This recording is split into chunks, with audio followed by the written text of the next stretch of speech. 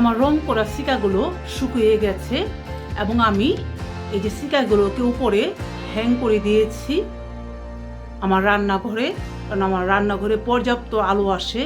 তো ওখানে হ্যাং করে দিয়ে এই আমি ছোট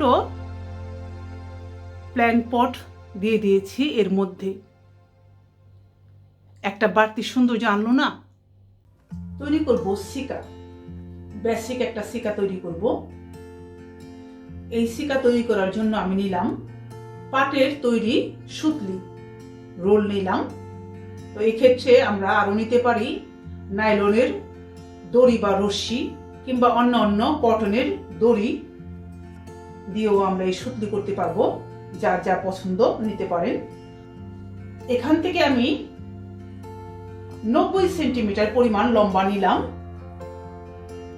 একে আমি ডাবল করে দিলাম, ডাবল করলাম। এটা হবে আমার সিকার দৈর্ঘ্য এবং আমি যখন নট দেবো তাতে করে প্রায় 5 সেন্টিমিটারের মতো কমে যাবে। তো আপনারা কে কতটা দৈর্ঘ্যের সিকা তৈরি করতে চান সেইভাবে মাপ দিয়ে কেটে নেবেন। আমি ডাবল করলাম, এখন এভাবে 3 বার ডাবল করব। আমার 3 দিয়ে 6 পিস লাগবে সিকার জন্য। তো আমি এখানে কেটে নিচ্ছি যতটুকু দরকার, কেটে নিলাম। এবং এই যে আমি দেখাচ্ছি, এই যে এখানে এ পাশে 3টা, এ পাশে 3টা, 6টা এই যে জয়েন্ট, এই জয়েন্টটা আমি এখন কেটে দিচ্ছি। কেটে দিয়ে মাঝের জয়েন্ট গুলোকে কেটে দিলাম। হয়ে গেল দুই দিকে 3 6 পিস।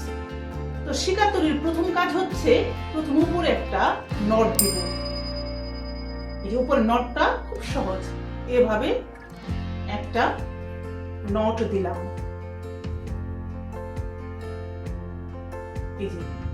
এই যে নটটা দিলাম, যে যতটুকু রাখতে চান। হয়ে গেল। এখন নিচে নট দিব আমি, আর এই নট দেওয়ার জন্য এটাকে কোথাও হ্যাং করতে হবে। তো এখন এটাকে আমি নট দিব। আমি এই সিকা তৈরি করছি প্ল্যান্ট হ্যাং করার জন্য, খুব সাধারণ, খুব বেসিক। তো শুরুতেই মেপে নিতে হবে কিংবা অনুমান করতে হবে কোন সাইজের পট আপনি ঢুকাবেন। তো আমি এই সাইজের একটা পট ঢুকাবো। তো এর জন্য আমাকে 3 বার নট দিতে হবে। আমি ধরে নিচ্ছি যে আমি এখান থেকেই নট দেওয়াটা শুরু করছি। নট দিচ্ছি আমি এভাবে দুটো একসাথে, এইভাবে। এই যে সিম্পল টেকনিক, ভেতর দিয়ে নিয়ে আসলাম, এই যে সিম্পল। আবার দিচ্ছি ঠিক এইভাবেই দুটো করে। এটাকে দেব, একই জায়গায় মেপে নিলাম। আরো একটা নট, একই টেকনিক। দেখি সমান হয়েছে না, এটাকে আমি নিচে নামিয়ে আনছি, সমান করে দিব। সৌন্দর্য একটা বিষয়। হ্যাঁ, একই সমান হলো। এবং এই দুটোকে আমি নট দিয়ে নিচ্ছি একই দৈর্ঘ্যে। হয়ে গেল 3টে। এবারের কাজ আমি ভাগ করছি। এখান থেকে এই দুটোর, এখান থেকে একটা এবং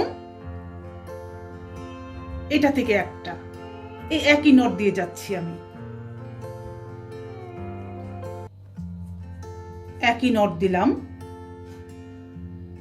এবার এর অবশিষ্ট যে একটা, সেটা এবং অপর পাশের একটা একসাথে এখানেই নট দিব।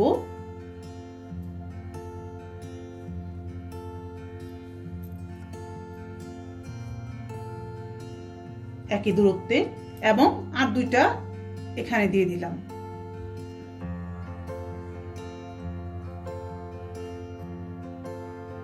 যেটা হলো ক্রস করে নট দিলাম। আর সব শেষে এই সবগুলোকে একসাথে করে সেই প্রথম উপরেরটার মতো একটা নট, এই সবগুলোকে একসাথে করে একটা নট দিলাম। এই নটটা যে যেভাবে দিতে চান। সবগুলো দেওয়ার পরে আমি এই সবগুলোর মাথাটাকে সমান করে কেটে দিলাম। হয়ে গেল বেসিক সিকা। এই যে দেখুন মেজারমেন্ট, আমার যে পট আমি হ্যাং করতে চেয়েছি ঠিক ঠিক মাপে। এই যে উপরটা খোলা আছে, আমি ইজিলি এখান দিয়ে প্ল্যান্ট দিব, বার করবো রোদে দেওয়ার জন্য। তো হয়ে গেল আমার বেসিক সিকা। এখন আমি এই সিকাটাকে ন্যাচারালি এই রঙেরই ব্যবহার করতে পারি, অথবা এটাকে আমি রং করে নিতে পারি। রং কিভাবে করব সেটা আমি দেখাচ্ছি এখন। ওই সিকাটাকে আমি রং করব। রং করা যায় কয়েকটি উপায়ে। স্প্রে করে রঙে ডুবিয়ে এবং একটু ফোমে করে রং নিয়ে টেনে করা যায়। তাই এই ফোমে আমি লাল রং নিলাম, এটা আমার অ্যাক্রিলিক পেইন্ট। এই লাল রঙে ফোমের ভিতরে আমি টেনে টেনে চেপে চেপে এভাবে করে নিব।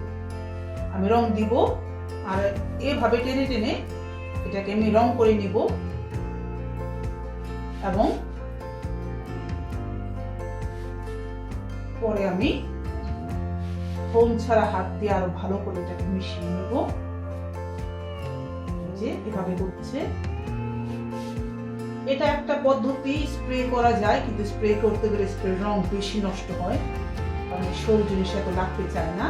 আরেকটা হচ্ছে যে একটা পাত্রে বা কৌটায় রংটা ঢেলে একটু পানি মিশিয়ে তাকে এই শিকাটা সেই কৌটা বা পাত্রের মধ্যে, অর্থাৎ রঙের ভিতরে শিকাটা আমি ডুবিয়ে রং করে নেব।